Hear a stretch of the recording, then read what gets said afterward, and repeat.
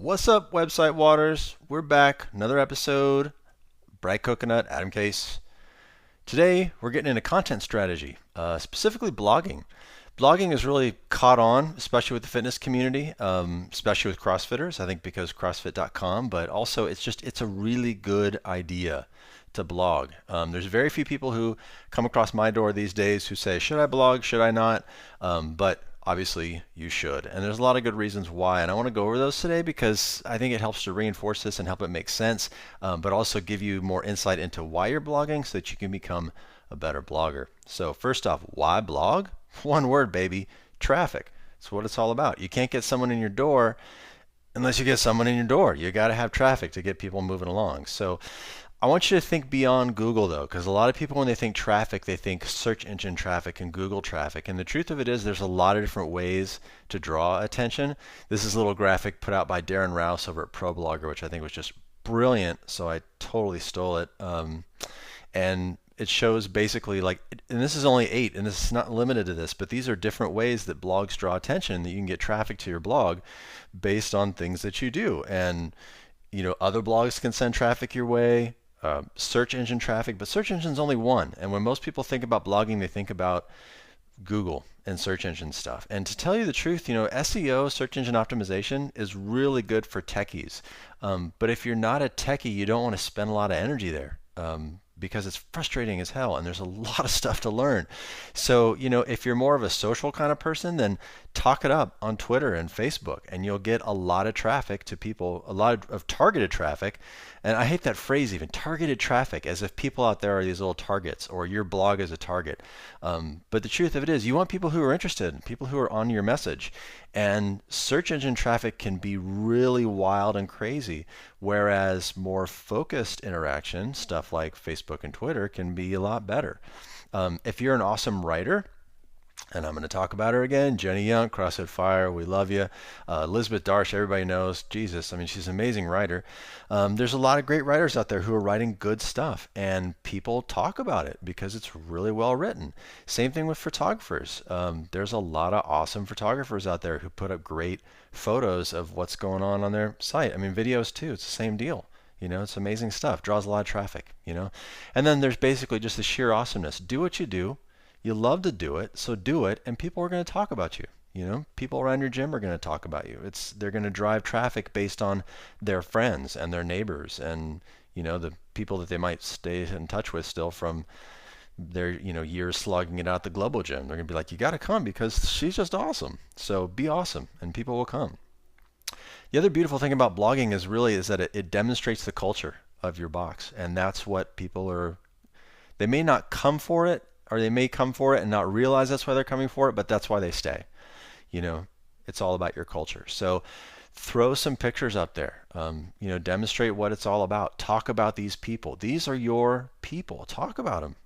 Share it up. And this is going to demonstrate what it's like at your gym, because some of you have a hardcore gym.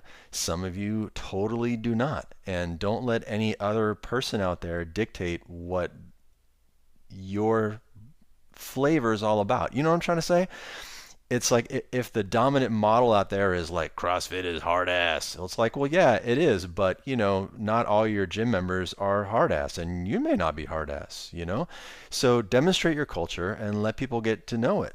It's another another antidote for the competition fears that people have of like, oh, what if 7 CrossFits spring up for me in a in a 5-mile radius? It's like, well, don't sweat it, because the hardcore guys will go one place and the other people will go somewhere else. And it's like, and sometimes it's not even about separating it out that way. It's people are attracted by personalities. And so if you put your personality out there in your blog, then people will come for it. They'll be attracted to it and they'll come. So word of mouth, I'll just have to say it again, kicks anything else to the curb. And so by demonstrating your culture and getting people talking about you, that's what spreads the word, really. That's what spreads traffic. I mean, traffic, again, that word, it immediately connotates, SEO and Google traffic and that kind of stuff. But it's like the real traffic that you want is word of mouth. You want your members out there talking about you. And if you're awesome, they do. They will. So here's another question that comes up for people is like, what do I blog about? Because the sort of default is to just post the WOD, and that's about as boring as you can get, for crying out loud. So I'm not saying don't post the WOD. I'm not saying post the WOD. I'm saying think about it. Like what are you going to blog about? Couple ideas for you. You can blog about what will happen, like the WOD, upcoming events, challenges, things like that. Maybe you're going to do a whole 9, whole 30 challenge coming up. Talk about it. Maybe there's a tough mudder in your area. Talk about it. Maybe there's regionals coming up. Talk about it. Maybe there's a 5K walk for muscular dystrophy or something in your area. Talk about it. That's the stuff that what will happen. And there's also what did happen, the results from your past WODs, events that happened, like the Tough Mudder went off last weekend and we had a heck of a lot of fun. Here it is, and show pictures of it. Talk about the success of your gym, success of your members, and hitting their goals, whether it's 100-kilogram snatch or whether it's 100 pounds off their backside. Talk about that kind of stuff. So talk about what will happen, talk about what did happen, talk about related stuff. So like videos of, like, I love some of the slow motion Olympic lifting footage that's coming out, things like that. Talk about video, news, information, community at large kind of stuff. That's all related to what you do and the training and nutritional advice that you give your clients. But also talk about interesting stuff. Again, video, I'm not saying necessarily put up like videos of, cats chasing tails and, things like that. But hey, if it's interesting, classic example, epic mealtime.